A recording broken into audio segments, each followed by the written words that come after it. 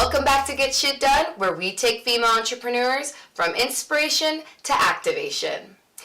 Raise your hand if the finances in your business have had or have you shook. Now look, honey, I know how to make some shmoney, but when it comes to the finances in my business that can help set me up for long-term success so the IRS isn't knocking on my door, now that's something I had to learn, and I'm still learning. That's why I want to bring in my guest today, who not only has one business, but 3 that she's responsible for, and they're all growing at a catastrophic rate. And she's going to walk you through the financial do's and don'ts that you should be looking at in order to grow your business. Feeeelll, aka the Budgetnista, is quickly becoming America's favorite personal financial educator. Budgetnista is also an Amazon #1 best-selling author with the 1-Week Budget and Live Richer Challenge, sought-after speaker and teacher of financial empowerment. Since 2014, the Budgetnista's Live Richer Challenge movement has helped over 700,000 women from over 100 countries by inspiring and empowering them to achieve their financial goals. She blogs about personal finance for the Huffington Post and co-hosts an award-winning podcast, The Brown Ambition. Her financial advice has been featured in the New York Times, The Today Show, Good Morning America, CNN, Time, and Forbes to help empower women to live financially free and empowered. What and why? Okay. So what is a Budgetnista and why did you start it? And I know you have a few companies, so you can touch on whatever, but I know you're most known for Budgetnista. Mm-hmm. So the Budgetnista is a financial education firm.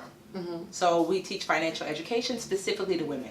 That's awesome. And why? Because I just felt like we were left out of the conversation, especially women of color. Yeah. It kind of was like this awakening of everybody didn't grow up with financial education. Mm-hmm. So I became the go-to girl. So we had like the hair girl, like, oh, you need your hair done? Ask Sasha. The face girl who like could do a good beat on the floor, and the money girl was me. Ask Tiffany if you had a money question. And I realized that there weren't enough money girls. Yeah. You know? And I just really started helping my friends. And then when the recession hit, everyone needed help. Advice, yeah. And so it just started from there. People were just asking. And I thought, well, how do I take my teaching background? I used to be a preschool teacher for 10 years. And how do I marry that with my just like this desire to share financial education? And the Budgetnista was born. That's amazing. Mm-hmm. I talked to 100 female founders, and what I wanted to gain out of that was what are the hurdles for you growing your business?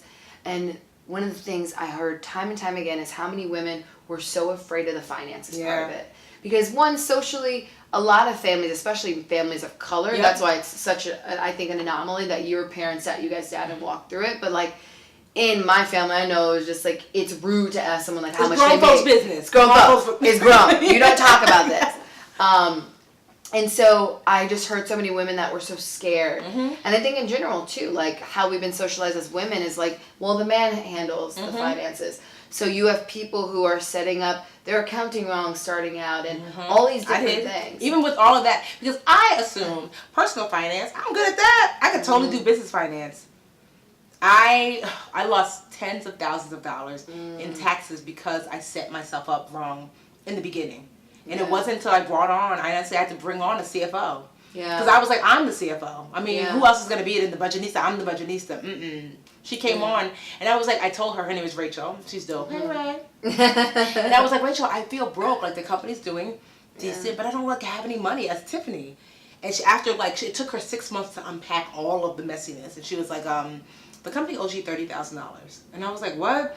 She's like, Tiffany, you are mixing so much money. Yeah. And that, like, Tiffany has been paying a lot of the Budgetista's bills. Yeah. And I was like, yeah, because at the time we were really small. So it wasn't like I was paying all these employees. So I just felt like, well, net, it works out. And she's like, no, it's not working out. You're paying a bill. The Budgetista's benefiting. You're not getting that money back. Yeah. And so she was like, it probably owes you more, but I can only go back but so far. So we set up a payment plan for the Budgetnista to pay me back, along with my salary, my money back. And so since then, moving forward, I was like, wow, I know exactly how much profit we make. I know, I get weekly reports about if our marketing is doing well and how much we're investing and versus how much we're converting and earning. Mm-hmm. I mean, I probably speak to Rachel, and she has a team of her own. Probably speak to her 2 or 3 times a week. Oh, wow. And then I also have what I call the big accountant. That's Carlos, my accountant. I meet with him quarterly. And so with Carlos, we talk all of these strategies about like what I could do to reduce my tax liability and like, you know, how we're looking overall.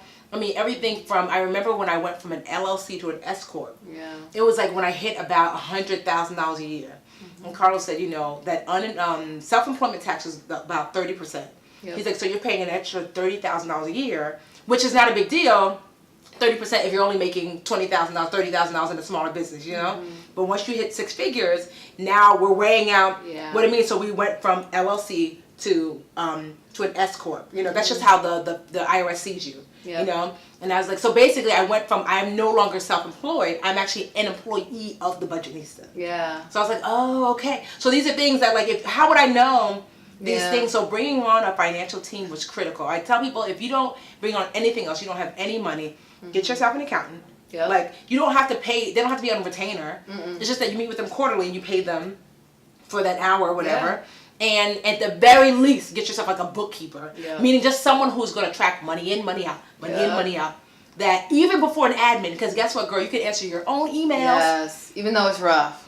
People don't understand this, that if your finances are not in order, you don't have enough runway to get your business to be successful. So let's just say you needed a year to get your business profitable, but your finances only let you go 6 months. Yeah. Now, if you would have like taken care of them or had somebody help you, you would have had maybe a year's worth of runway. By the time that year's up, you finally hit profit, you know? Yeah. And so that's why the financial component is everything in business. Yeah, it really is, especially if you want to grow. Exactly. If you want to grow. How did you get to that point where you were making those mistakes? So you said that you had, what, 100K or like 10K in terms of debt? Well, yeah, so it started off with most businesses, like, well, not most, but many businesses start off solo, right? Yeah. So it was just me. So I would speak, you give me my money, you're giving, even though you're paying the Budgetnista, I'm like, that's my money, I'm Tiffany. Yeah. So I was still kind of like hand to mouth, and I never, because then I would take the money as Tiffany, and then I would pay the money as Tiffany. So I kind of forgot that there was a Budgetnista, that like, no, the Budgetnista's earning it. There wasn't Because you're not separating it. Exactly. I call it pay the pig, right?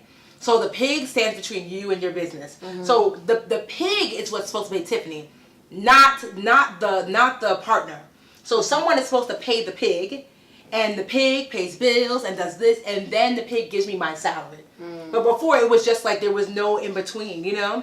And so that's really why I got to that point, is because I was still getting the money directly from whoever was paying me, and I wasn't acknowledging like, this is a business, you're not just a speaker, you know, you are a business. And so even as we grew, we had books and stuff like that, I was still operating in that space. And the first 2 years, I didn't even pay taxes, because I was like, who has tax money? Yeah. You know, and I remember, thank God, this is why it's good to have good financial folks in your life. It's so important. Carlos is like a G. So I knew Carlos back when I used to teach preschool.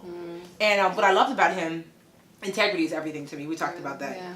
And but so when I was teaching preschool, I heard Carlos was so awesome, and I said, can you do my taxes for me? He was like, are you married? I said, no. Do you have kids? No. Do you have a house? No. He's like, TurboTax for like $40, Tiffany.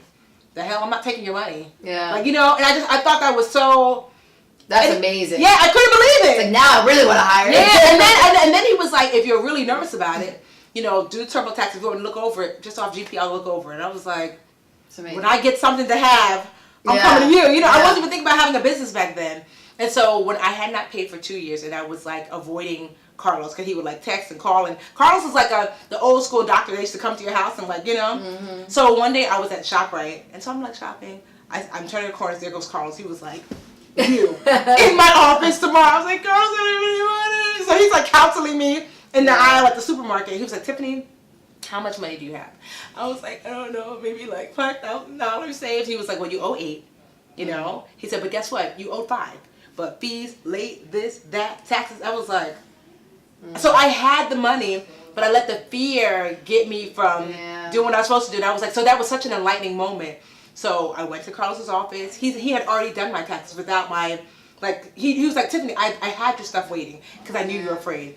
And so he put me on a payment plan with the IRS, and I paid it down. And then he showed me, like, moving forward, setting aside a component. At the time, it was 25% of like what I was making into an online only savings account. Yep. So no matter what, and so from then on, I never worried about taxes again. That's amazing. So I was telling him, why am I have 3 businesses, 2 of which I don't take money out from. One is the one that pays me. The other one we're really scaling. Yeah. So I was like, I'm not gonna take money. We're instead investing in talent, you know? Yeah. And so I was like, Carlos, why? But we still have a lot of money saved. We don't spend a lot. And so I was like, why am I paying taxes on money I'm not receiving? Because I'm like, so you're telling me I'm gonna owe $200,000 in Q4, but that's not fair because I'm only getting paid from my online school. And so why do I have to pay taxes on money? Because with an S corp, whether you receive the money or not, you still have to pay taxes on it. I didn't know that. And so I was complaining and whining, whatever. He's like, wait. Because this is why it's important to also talk to your financial people. He was like, you didn't tell me you're not taking money out of those businesses. I was like, no.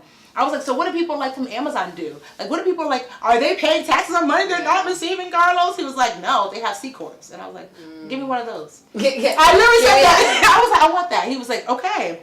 So a C Corp means that you only pay taxes on the money received. So the actual business that's paying me, the academy, that one is still an S Corp because I am pulling my money out, my owner's draw and my payroll, right? So for myself. But the other 2, the only time I actually pay taxes now on them is like when I actually pull money out. So 21% is what the business has to pay. Because with an S Corp, the taxes pass through to you. Yeah. The business is not paying taxes, you are. You know?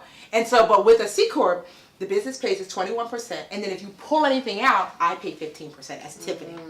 But am I a genius? How am I supposed to know that? I didn't know that, yeah. So like, but things like that critical component, you know? And so just like that, I went from owing $200,000 to $100,000, and I had half of that. So he said for the last quarter, and then we were in Q3, so I made my quarterly payment of $50,000, and I have to make another $50,000 at the end of this year. But I had that saved because that's exactly what I had set aside the money from the online school that Carlos had taught me. So for the first time, what I had saved is exactly what I owed, and I was like, wow, Carlos, you are like lifesaver. Why do you feel like female founders get in that predicament? Like, what was it for you that was like, I don't even want to touch this? What was that fear about? I was afraid that I was afraid that it was going to be more than I can handle. Because you're not really taught to like, you're taught to stand on your own and other things, but not really when it comes to your finances. I said to myself, well, this is not, I don't know how, and I'm not going to be able to handle it, so I'm just going to close my eyes and maybe it'll just go away. Yeah. And I'm so glad that somebody came to get me and face me to face it, because what it meant was that Carlos taught me you can't handle it. They're going to get worse. So with Rachel, like even just the other day, she told me, she was like, we just posted something. She was like, we're negative this month. Like, so we invested whatever amount of money in marketing, and the return on that investment, so the month is not negative, but the return on that marketing investment was negative. So the company overall did great. We're like double or triple from last year, but we spent this $2,000 in marketing for growth. Yeah, and then we only got back, I don't know, $1,000. So it's like, so what's happening there? But we need to know that, because I'm not gonna put another $2,000 in that failing system. And something else too. We spent another, whatever, $300, $400, $3,000, whatever, and something else, and she was like, nobody signed up, like for and so now the question is, but I'd rather know today, this thing didn't work, than putting another $2,000, $3,000, $4,000. So what would you say are like your top 5 tips for female founders on the finance side for setting up and growing your company? Well, number 1 is understanding return on investment, but being clear that in the beginning that you should be investing in things where there's a direct return. So I'll give you an example. So there is looking like a business, being a business. In the very beginning, right? Yes. Yeah. So here is a business. There's a little, well, she's not little. She's probably like 14, 15-year-old girl, Shantae, who lives a few doors down from where I live. Shantae can braid her behind off. Her girlfriends come over on the weekends. Shantae's braiding hair. Shantae, clients, service, people are paying. Shantae has a business. Yeah. Right? She doesn't have a website. She doesn't have a business card. Some of my friends, though, they got a business card. They got a website. They've got marketing. They got a team. They have service. They have people who are interested, but people have not purchased. Yep. Shantae has a business. You look like a business. You know? And so that's number one, is understanding return on investment. And in the very beginning, really investing in things where, especially if you're doing it on your own, really investing in things that there's a direct return. Meaning, if you're going to be a baker, right? So I'm going to invest in eggs, flour. I'm not going to get a bakery because I can't do anything with that right away. Nope. You know, so I'm going to get eggs, flour, sugar, whatever else you use to make cakes or cupcakes. So I can invest in those things, put it together, sell.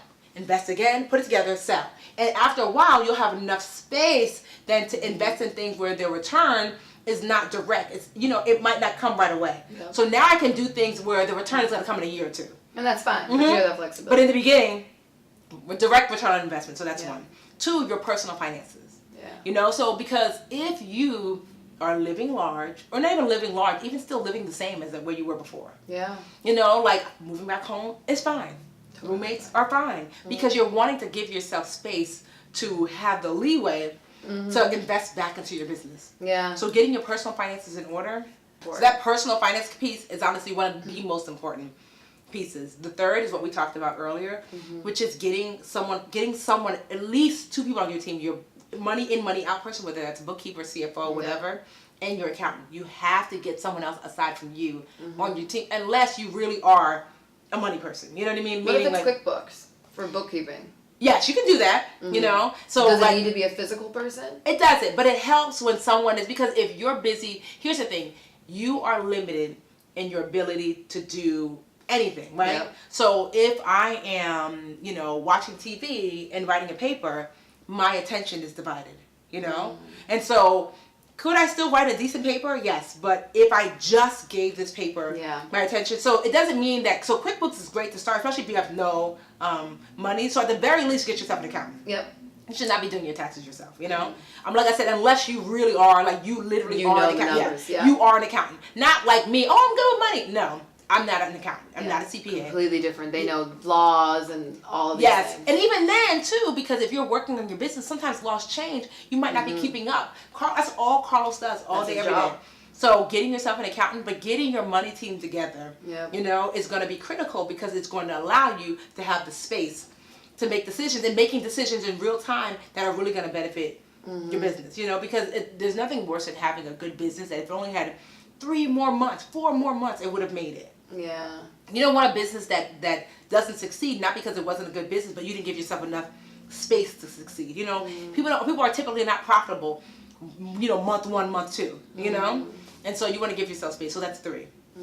4, I would say, is starting to practice being a leader and, you know, and building a team, because you cannot typically scale by yourself on your own, you know? And so I wish I would have practiced with as many interns as possible, because it took me a long ass time to figure out how to lead. Now I've got a dope team. Oh my God.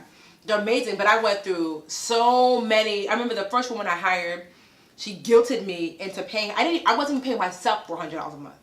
It was just me and her. She was my admin, and she was a single mom. So every time she could feel I was going to fire her, because I was like, I don't have $400 a month. I'm not making $400 a month. Every time I went to go fire her, she was like, oh, thank you so much for the job, because you know, as a single mom, this is all I got. And I'd be like, okay, I guess, you know, it's ramen, you know. 2 years. Wow. Oh my God. And then one day she let it slip and she had found a job. I was like, okay, good, because, girl, I can't keep paying. Yes, for nothing. She wasn't even really good. Yeah. And so, but I didn't know how to be a good leader. Yeah. You know, because I could have said, because I'm still running a business. This is not charity, you know? Yeah. And but learning, like, I wish I would have practiced with interns, because that was a costly, you know, like leadership lesson. You know, I could have learned with someone for free. I would have learned with volunteers, you know. So now, like I said, I'm a much better leader. I'm more definitive. I just let go of somebody the other day. I felt bad, but I was like, girl, you have to do it. So my team, we call ourselves a unicorn squad. And I tell them because they make magic happen every day. Yeah, I love that. So I can spot a unicorn from a while away now. You know, just from a brief conversation, I'm like, oh, that's a unicorn. What's a unicorn to you? So what are their characteristics? So unicorn characteristics for our team is that someone who actually enjoys working hard, is invested in the movement outside of the job. Yeah. That's critical. It's huge. So like these women, there's literally like we use this thing called T-sheets for people to punch because most of my team is digital. Well, all of them are digital. They work remotely. So we use T-sheets, and I'm looking at all the work somebody would have done, and I'm looking at the T-sheets. I'm like, ma'am, there's no way you got all this work done. Yeah, I went over my hours, but I wanted to finish. Because I know that, and I used to be like, yo, Harriet Tubman did not die for you to work for free. So I used to be like my joke with them. I love that. But yes. like so invested in the overall mission that they were like, yo, this has to get done because we're serving us. So like my team is it's majority women and we serve women. So and many of them I found my team from the community that we serve on purpose, but that was intentional because I wanted people who already understood the mission. Yeah. And honestly, I look for kindness. Yeah. You know, like I'm not trying to work with someone who's gonna make me feel uncomfortable. Like we are a service business, so if you are gonna get sassy with the people that we serve, why are you here? Yeah, love that. And probably the fifth thing I would say is systems. Like that's the one thing I was not good at.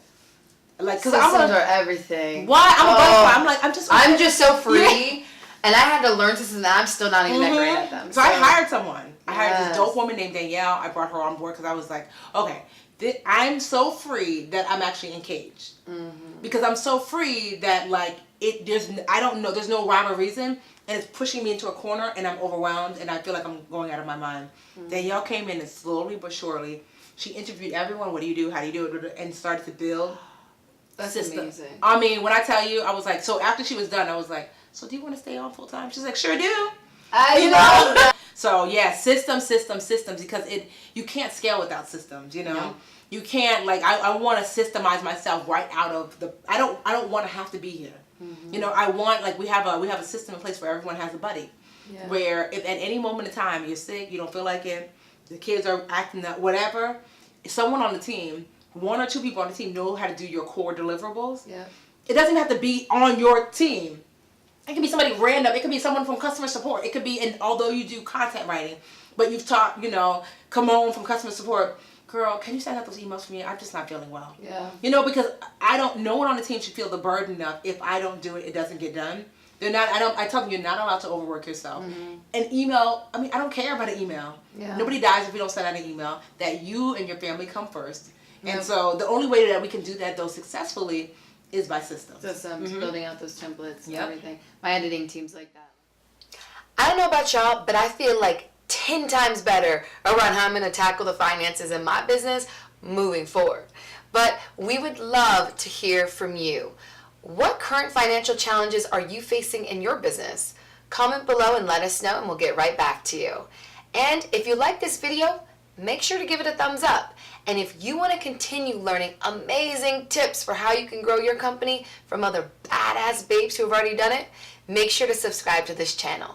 But until next time, queens, keep getting shit done.